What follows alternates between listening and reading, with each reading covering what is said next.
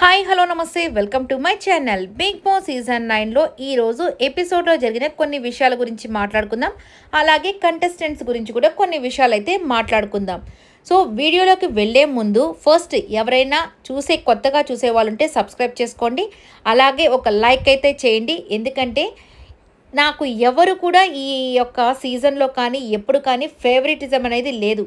So ఎవరు favourite కాదు, అలానే ఎవరు ఎనిమీస్ కూడా కాదు. అక్కడ జరిగే వాటి గురించి నాకు అర్థమైనంత వరకు నేను చెప్తున్నాను. అలాగే ఎవరైనా కొంతమంది మంచిగా కమెంట్ కూడా చేస్తున్నారు, వాళ్ళు ఇలా కాదు, ఇలా అనుకోలేదు, అలా అనుకున్నారని. ఓకే, మంచిదే, నేను ఆ సజెషన్స్ని కూడా తీసుకుంటాను. కానీ ఇప్పుడు మేము ఎంత చెప్పినా, రివ్యూవర్స్ ఎంత చెప్పినా కానీ ఎవరి పాయింట్ ఆఫ్ వ్యూలో వాళ్ళు ఒక ఆలోచనతో ఉంటారు. ఒకరికి తనూజ అంటే ఇష్టం ఉండొచ్చు, ఇంకొకరికి ఇమ్మాన్యుయల్ అంటే ఇష్టం ఉండొచ్చు, ఇంకొకరు సంజన గారంటే ఇష్టం ఉండొచ్చు, ఇంకొకరు దివ్య గారంటే ఇష్టం ఉండొచ్చు. అంటే ఎవరి ఆలోచన బట్టి వాళ్ళు కొంతమందిని ఇష్టపడుతుంటారు. నిజంగానే మనకి ఇష్టమైన వాళ్ళు ఎన్ని తప్పులు చేసినా మనం క్షమిస్తాం. అలాగే ఇక్కడ నాకు నచ్చిన వాళ్ళు మీకు నచ్చకపోవచ్చు, మీకు నచ్చిన వాళ్ళు నాకు నచ్చకపోవచ్చు. మీకు నచ్చిన వాళ్ళ గురించి చెప్తేనే మీరు చూస్తారు, లేదంటే నాకు నచ్చిన వాళ్ళ గురించి మీరేంటి పొగడుతున్నారు అని చెప్పేసి కొంతమంది కమెంట్ చేస్తుంటారు. ప్లీజ్ అలా చేయొద్దు. ఎందుకంటే ఎవరి ఆలోచన వాళ్ళది కాబట్టి ఇష్టం ఉంటే చూడండి, లేకపోతే లేదు, అంతే. అంతకు మించి నేనైతే ఏమీ చెప్పదలుచుకోలేదు. ఇక ఎపిసోడ్లోకి అయితే వెళ్ళిపోదాం. సో ఫస్ట్ అందరూ కలిసి చక్కగా డ్యాన్సెస్ అయితే వేసేసారు కదా. సో నాకైతే కళ్యాణ్ అండ్ తనూజ గారి డ్యాన్స్ వేసేటప్పుడు నాకు సీజన్ 8లో నిఖిల్ అండ్ యష్మి అయితే చాలా గుర్తొచ్చారండి. ఎందుకంటే వాళ్ళు కూడా ఫస్ట్ డ్యాన్స్ సూర్య గారు వచ్చినప్పుడు ఆ సోఫా వెనకాల నుంచి అలా లేస్తారు కదా. సో నాకైతే అది గుర్తొచ్చింది. ఎంతమందికి ఇలా గుర్తొచ్చిందో కమెంట్ అయితే చేసేసేయండి. మళ్ళీ దీని గురించి తప్పుగా ఎవరు అనద్దు. నిఖిల్ గురించి, యష్మి గురించి నేను చెప్పానని జస్ట్ నాకు గుర్తొచ్చిన ఆలోచనని మీతో షేర్ చేసుకుందాం అనుకున్నాను, అంతే. ఇక నెక్స్ట్ వచ్చేసి డేమాన్ పవన్ అలాగే రీతు, వీళ్ళిద్దరు జోడి కూడా బాగుంటుంది. సో వీళ్ళిద్దరు కూడా చక్కగా డ్యాన్స్ వేశారు. ఇక ఇమ్మాన్యుయల్ అండ్ దివ్య గారు, వీళ్ళిద్దరూ హైట్ వైజ్గా డిఫరెంట్గా ఉన్న వీళ్ళిద్దరు కూడా మంచి డ్యాన్స్, అంటే ఇద్దరు కూడా బాగా కోఆర్డినేషన్తో డ్యాన్స్ అయితే వేసేసారు. ఇక అందరికంటే హైయెస్ట్ అసలుకి సంజన గారు అలాగే నిఖిల్, వీళ్ళిద్దరు కూడా అసలుకి సూపర్గా అసలుకి డ్యాన్స్ అయితే వేసి అందరినీ నవ్వించారని చెప్పాలి. ఇక అమలా గారికి అయితే నిజంగా ఈ పాటలన్నీ గుర్తు చేసినందుకు వీళ్ళందరికీ నిజంగా థ్యాంక్స్ చెప్పింది కదా, ఆ మాటలు కూడా చాలా బాగా అనిపించాయి. ఇక ఇదంతా పక్కన పెట్టేస్తే ఎపిసోడ్లో ఇక సుమన్ శెట్టి గారిని ఫస్ట్ పొగుడతారు. ఎందుకంటే ఆడియన్స్ అంతా 100% ఆయనకి అంతా కూడా మంచి రేటింగ్ అయితే ఇచ్చేసారు. ఆయనలో ఏ ఫ్లాప్స్ లేవని చెప్పేశారు. ఓకే, మంచిదే, ఆయన కష్టపడ్డాడు, మంచి అప్రిషియేషన్ అయితే దక్కింది. కానీ నాకేమనిపించిందంటే ఆయనతో పాటు దివ్య కూడా ఉంది కదా. సో దివ్య ఎలాగైనా కానీ ఆట ఆడనివ్వండి, కానీ ఇన్ని రోజులు అమ్మాయి చక్కగానే గేమ్స్ విషయంలో, మాట్లాడే విషయంలో బాగానే చేస్తుంది కదా. ఏదో చిన్న నెగిటివిటీ అనేది తనకు వచ్చింది కాబట్టి నిజంగా అసలు అమ్మాయిని అసలు ఒక్క మాట కూడా నాగార్జున సార్ అనలేదు. నీతో పాటున నీ పార్ట్నర్ మీ ఇద్దరు కలిసి బాగా చేశారని ఒక్క మాట అనుంటే నిజంగా చాలా బాగా అనిపించుండేదేమో ఆ అమ్మాయికి కూడా. So end of the day అక్కడ ప్రతి ఒక్కరూ కంటెస్టెంట్సే కదా.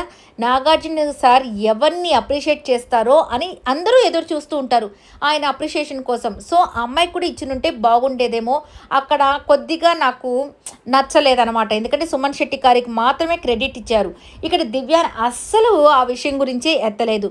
ఇక నెక్స్ట్ వచ్చేసరికి ఈయన పవర్ కూడా ఏంటి, భరణి గారి ఫ్యామిలీ గురించి చెప్పినప్పుడు మీరు కంటెండర్ అయితే అయిపోతారు, కానీ భరణి గారి ఫ్యామిలీ రాదన్నప్పుడు నిజంగా మంచి డెసిషన్ తీసుకొని వాళ్ళ ఫ్యామిలీని వాళ్ళకి రప్పించండి సార్, నేను కష్టపడి ఆడుతానని సుమన్ శెట్టి గారు చెప్పారు. ఓకే, కానీ భరణి గారు కూడా ఆల్రెడీ ఆయన కోసం సాక్రిఫైస్ చేసి ఆ బాక్స్ ఏదో ఇచ్చారు కదా, ఆ రోజు వాళ్ళ ఫ్యామిలీతో మాట్లాడించాలని. అప్పుడు ఆయనకు అంత అప్రిషియేషన్ రాలేదు భరణి గారికి, కానీ సుమన్ శెట్టి గారికి వచ్చింది. అంటే ఇలాంటివన్నీ ఏంటంటే గతహ అన్నట్టుగా ఉన్నాయి. అప్పుడు చేసిన వాళ్ళని మర్చిపోతున్నారు, ఇప్పుడు చేసిన వాళ్ళని హైలైట్ చేస్తున్నారు అనమాట. ఓకే, ఇక తనూజ గారికి వచ్చేసరికి వాళ్ళ సిస్టర్ది వాయిస్ ఏదో మ్యారేజ్ ఉంది కదా 2 వీక్స్లో, వాళ్ళ సిస్టర్ వాయిస్ వస్తారన్నారు. లేదంటే కళ్యాణ్కి వచ్చేసి 6 వీక్స్ ఎలిమినేషన్లో ఉంచుతామని చెప్పారు కదా. ఇక ఈ అమ్మాయి కూడా వద్దనేది, కానీ ఇక్కడ కూడా చాలా ప్రొలాంగ్ చేసినట్టు అనిపించింది. మళ్ళీ కళ్యాణ్ని పిలిచి ఇలా తనూజ ఇట్లా అనుకునింది, ఇట్లా, ఇవన్నీ అవసరం లేదు కదా. ఇది తన డెసిషన్ కాబట్టి తను చెప్పేసింది, అయిపోయింది. ఇక తను బాధపడుతూ వెళ్ళిపోయింది. కానీ ఇక్కడ బాధపడడం కూడా ఏంటంటే ఎమోషనల్ అవ్వచ్చు, కాదని కాదు, కానీ ప్రతిసారి ఏడుస్తూ ఉంటే ఇదేదో సింపతి టైప్లో చాలామంది ఇది కూడా అనుకుంటూ ఉంటారు. వద్దు, ఒక డెసిషన్ హార్ట్ఫెల్ట్గా తీసుకున్నప్పుడు వదిలేసేయాలి ఇంకా అనేది నా అభిప్రాయం. సో నెక్స్ట్ వచ్చేసరికి ఇక కళ్యాణ్ అయితే చాలా హానెస్ట్గా చెప్పేశాడు, నిఖిల్ నేను చేయాలనుకున్నాను సార్, 2 వారాలు అయితే నాకు వద్దు అని చెప్పి చాలా గట్టిగా చెప్పేశాడు. ఇది మాత్రం సూపర్గా అనిపించింది. ఇక ఇమ్మాన్యుయల్ కూడా మనిషే కదా, తనకు కూడా ఇన్ని ఆటలాడి ఇన్ని రోజులు తను కూడా మిస్ అవుతుంటాడు కదా. ఇక ఆ పవర్ అసలుకి నిజంగా గౌరవ్కి అసలు అర్థం కాలేదు నిజంగానే.